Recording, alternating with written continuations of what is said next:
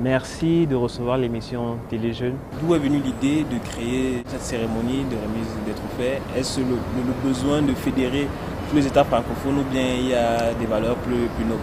À l'origine, c'est l'idée de Alain Roca, qui est l'organisateur des Césars en France, de Nicole Gillet, qui s'occupe du Festival de Namur en Wallonie, et de Henri Welch, qui s'occupe des Jutras à Montréal. C'est eux qui ont pensé qu'il fallait qu'on sorte justement des manifestations de chacun de nos pays à nous pour célébrer la cinématographie de l'ensemble de la francophonie. Et dès qu'ils sont venus me parler de ce projet, on s'est dit, nous, c'est ce que nous faisons tous les jours, quotidiennement. On diffuse le cinéma francophone partout sur la planète. Donc TV5 Monde était le partenaire naturel de ces trophées qu'on accompagne donc depuis la première édition qui était au Théâtre Serrano à Dakar. Depuis sa création il y a 5 ans à Dakar, on a constaté qu'aucun Camerounais n'a réussi à remporter le Saint Graal. Selon votre analyse, qu'est-ce qui n'a pas marché? Ah, alors ça, je ne sais pas parce que je ne suis pas membre du jury. D'ailleurs, c'est assez intéressant parce que habituellement, dans les festivals de cinéma, le jury est constitué de professionnels du cinéma. Là, c'est l'inverse. Ce sont des artistes, mais de toutes les autres disciplines artistiques, à l'exception du cinéma. Donc ce sont des musiciens, des artistes d'art plastique, des écrivains, etc. Mais des gens qui ne sont pas du cinéma. Alors écoutez, pourquoi aucun Camerounais n'a été récompensé? Je ne saurais donc pas vous le dire. Que faut-il faire pour que les Africains développent leur compétitivité? C'est très simple, il faut qu'ils aient plus de financement. Parce que les histoires, les auteurs, vous les possédez. Les comédiennes, les comédiens, vous les possédez aussi. Les réalisateurs, vous en avez chaque jour un peu plus. Ce qui vous manque le plus, ce sont des producteurs, mais surtout des producteurs qui aient les moyens de permettre aux auteurs de travailler, d'écrire, de réécrire, de recommencer, aux réalisateurs d'avoir plus de jours de tournage, plus de moyens de post-production, et aux producteurs plus de moyens pour tourner. D'où d'ailleurs la création de ce fonds d'aide au cinéma d'Afrique francophone subsaharienne qui a été signé ici à Yaoundé. Parlez-nous justement de ce fonds d'aide. En fait, à l'origine, le CNC, donc le Centre national de la cinématographie et de l'image français, donc, a créé il y a 2 ans maintenant un fonds comme ça, mais qui était bilatéral avec le gouvernement tunisien. Et les résultats sur le cinéma tunisien ont été extrêmement spectaculaires. Et c'est ce qui a donc donné l'idée au CNC français de s'allier avec Wallonie-Bruxelles International, qui est son équivalent belge, avec la SODEC, l'équivalent québécois, et puis TV5 Monde, et puis Orange, et un certain nombre de partenaires pour créer ce fonds spécifiquement dédié au cinéma d'Afrique francophone subsaharienne, avec évidemment l'espoir que ça donnera des résultats aussi spectaculaires. Alors ce fonds, aujourd'hui, s'adresse à ceux qui veulent faire du cinéma, des séries télévisées, des documentaires, voire même de l'animation. Il est doté de plus de 600 000 €, ce qui est quand même assez conséquent, et il s'adresse aux premières et aux deuxièmes œuvres, c'est-à-dire il s'adresse aux jeunes créateurs qui sont vos téléspectateurs. C'est-à-dire ça n'est pas destiné aux grandes stars du cinéma africain.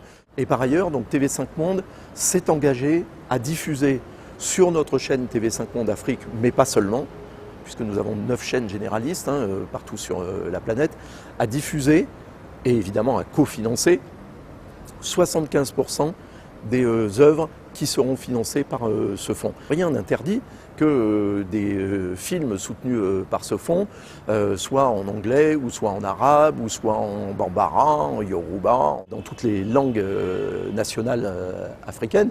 Et à ce moment-là, nous n'avons pas le droit de les diffuser parce que nous ne devons diffuser que des œuvres en français. C'est ça la règle à TV5 Monde. Donc c'est pour ça qu'on a dit 75% pour ce... Voilà. Comment se positionne TV5 Monde dans le microcosme du monde des médias?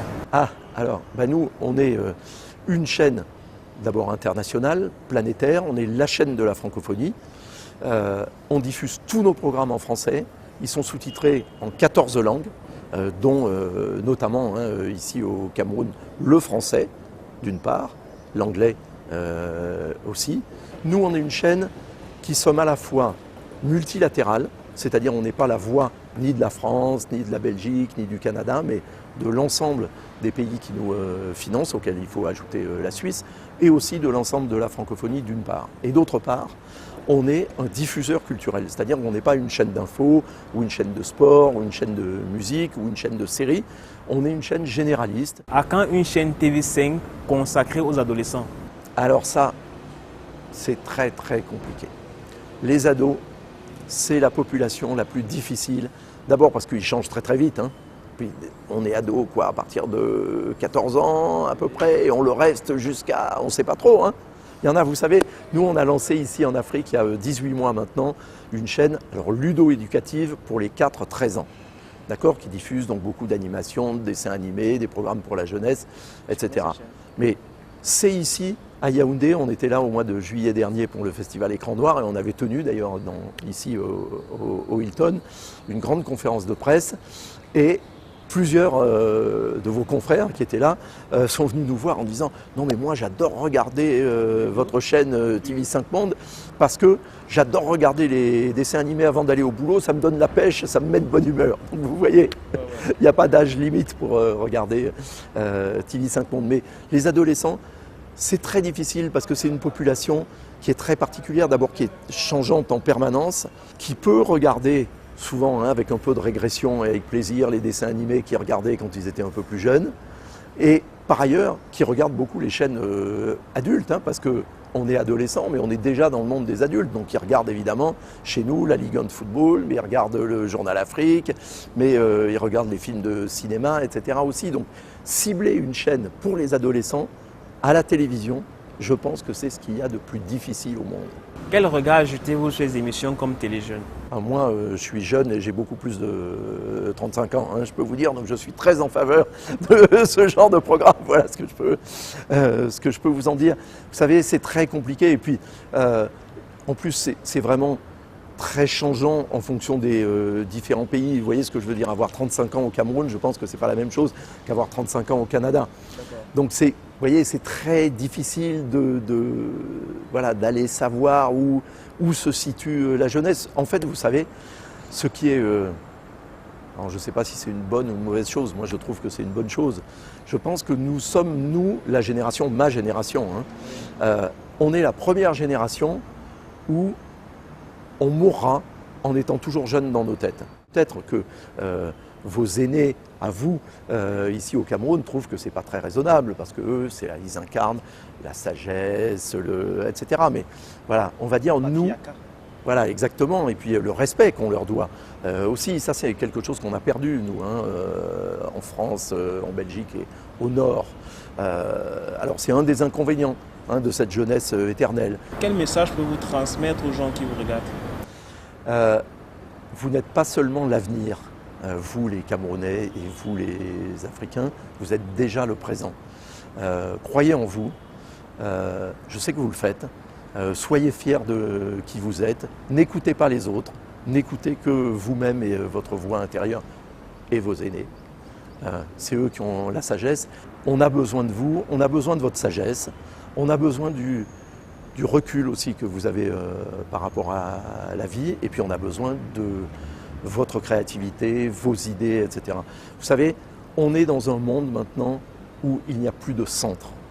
Avant, il y avait des centres dans toute l'histoire. Ça a été l'Égypte, et puis après c'était la Grèce, puis après c'était la Rome antique, et puis par la suite ça a été Paris, c'était la France, et puis c'était Londres, c'était le Royaume-Uni. Ça s'est déplacé aux États-Unis.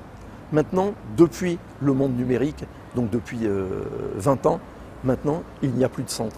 Vous pouvez être ici à Yaoundé, vous pouvez être à Douala, et vous êtes connecté à l'ensemble de la planète immédiatement. Et notamment, si vous êtes un artiste, mais aussi un entrepreneur, ce que vous faites, ce que vous proposez à la planète entière, on peut le savoir tout de suite. Et vous n'avez pas besoin d'être obligé d'économiser un billet d'avion pour aller à Paris, pour aller à Londres, pour aller à New York. Ça ne vous empêche pas d'y aller par ailleurs.